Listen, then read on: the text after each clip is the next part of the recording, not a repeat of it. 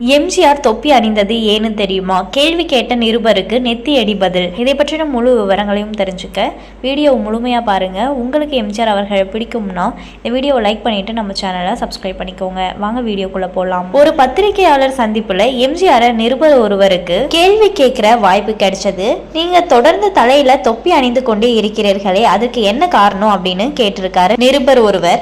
ஆனால் அவர் கேள்வி கேட்க வந்த நோக்கமே வேற. உங்க தலையில முடி இல்லையா, அதனாலதான் தொப்பி அணிகிறீர்களா அப்படின்னு தான் கேட்க வந்தாரு. ஆனா அதை நாசுக்காக இப்படி கேட்டுட்டாரு. இதை புரிஞ்சு கொண்ட எம்ஜிஆர் அதற்கு அவருக்கு உரைக்கும்படி பதில் சொன்னாரு. நான் என்ன செஞ்சாலும் விமர்சிப்பத சிலர் வழக்கமா வச்சிருக்காங்க.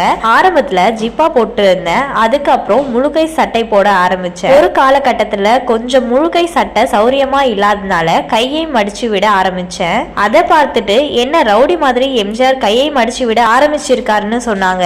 இது போன்ற விமர்சனங்கள் பலவற்றை தாண்டி தான் நான் இதுவரைக்கும் வந்திருக்கேன். என்னுடைய தொப்பியை பற்றி இப்ப நீங்க கேட்டீங்க. என் தலையில முடியே இல்லைன்னு வச்சுக்கோங்க, அப்ப நீங்க என்ன எம்ஜிஆர்னு ஏத்துக்க மாட்டீங்களா? வடநாட்டுல என்னை விட வயது குறைந்த பல நடிகர்கள் இருக்காங்க. அவங்க தலையில முடி இல்லாதனால அவங்க எல்லாருமே விக் வச்சுதான் நடிச்சிட்டு இருக்காங்க. இதுக்கெல்லாம் என்ன சொல்றீங்க? அடிமை பெண் படத்தோட படப்பிடிப்புக்காக நான் ஜெய்ப்பூர் போனேன்.